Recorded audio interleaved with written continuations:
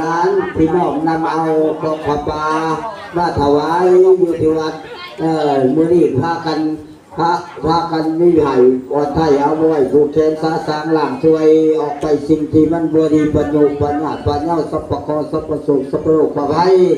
สิ่งเสียจากไรจงออกไปจากเหงื่อจากกายจากตึงจากตัวในครอบในครัวอะไรที่เป็นน้ำมันไม่ใช่เป็นดินผ้าอากาศนับจนวันนี้เวลานี้เป็นต้นไปเอาสาธุ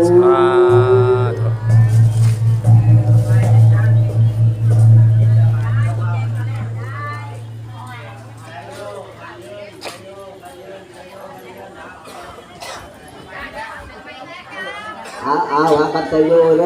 ยสายโยมันยืนสายโยมันยืนสายโยมันยืนสาธุ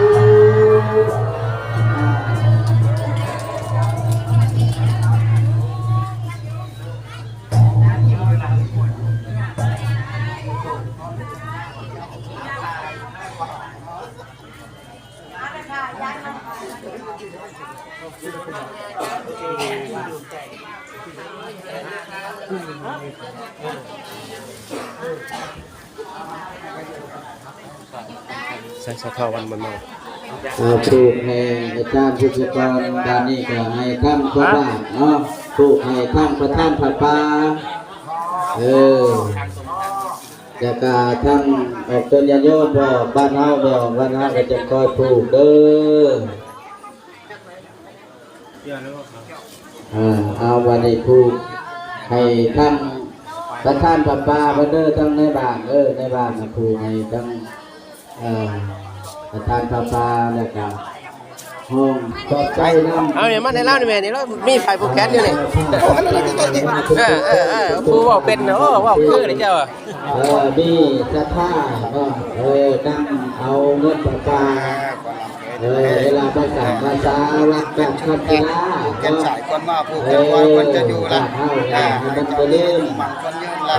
ละในปีนี้เรามีแต่คนตลาดแล้วจะกินอะไรก็ให้ได้มาปรารถนาถูกกันอะไรที่ดีเนี่ยมาสะท้อมัดรอบพอดีนี่เห็นนี่เราคักเลย